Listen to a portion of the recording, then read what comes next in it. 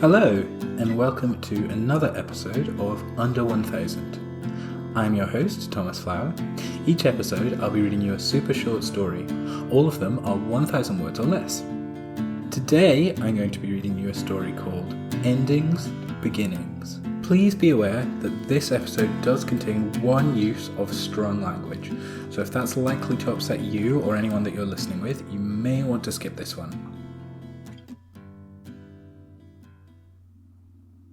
As she stepped into the bar, she wondered what she was really here for.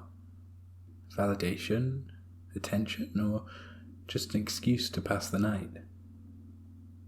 Certainly it could be anything more serious than that, not since David and the way things had ended. "Over here, Janet," a figure called out from a booth, waving and smiling. Janet approached slowly, wondering if it was too late to just bail on the whole thing. "Melissa?" she asked as she approached.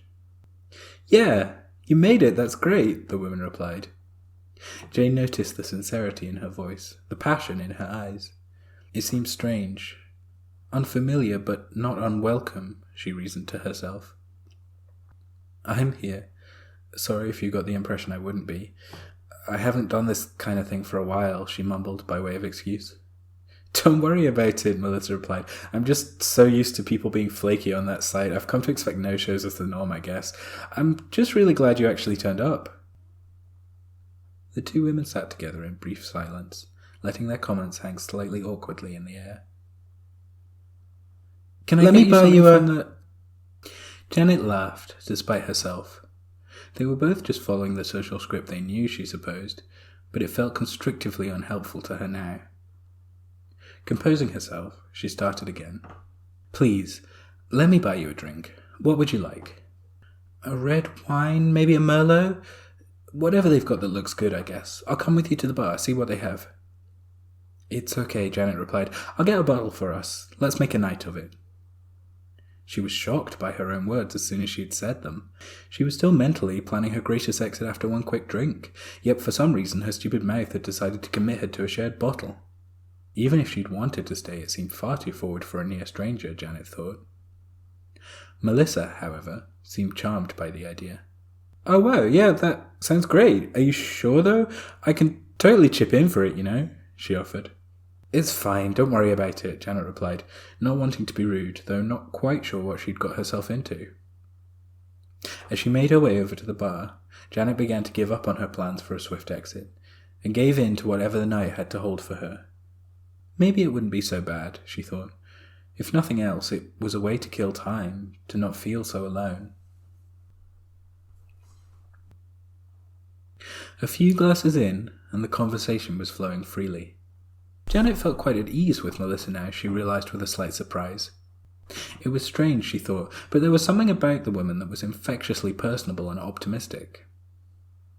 "So, tell me about your ex then." Janet was shocked. She'd not been expecting this line of questioning, certainly not tonight at least. Didn't talking about exes on the first date break the cardinal rule of good conversational etiquette?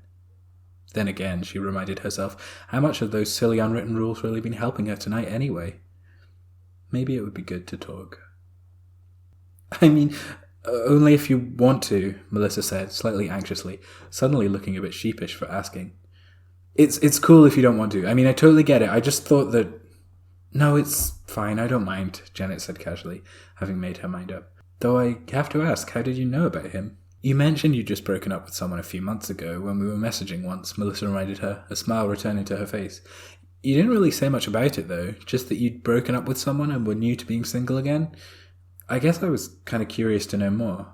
I know it was rude of me to ask, though, sorry." "It really is fine," Janet said, now fully sincere in her desire to share the story. "David would just... I don't know. I want to say we grew apart, but looking back, I don't know if we were ever all that close to begin with. I guess one day I just kind of realised we had nothing in common that we liked, which meant all we really shared were the things we both disliked.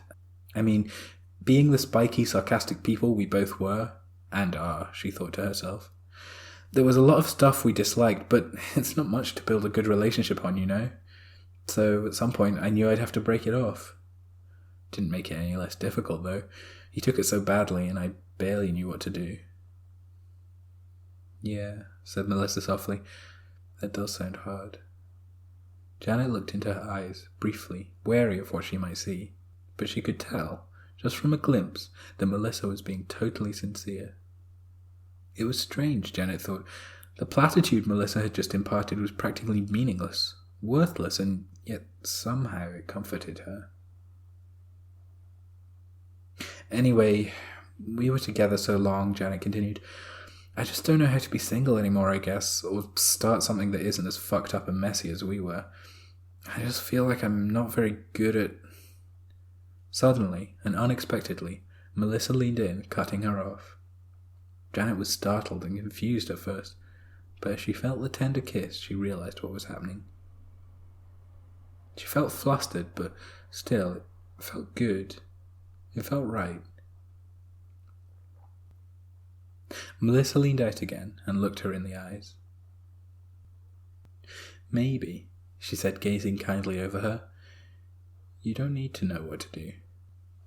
Maybe you'll find it works out for you."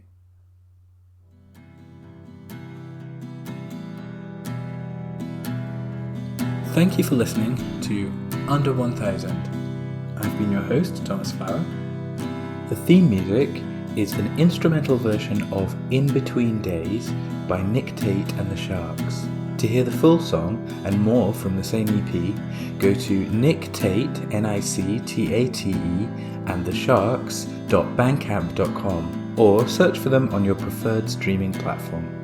I hope you enjoyed this episode and that you'll join us again for another piece of super short fiction.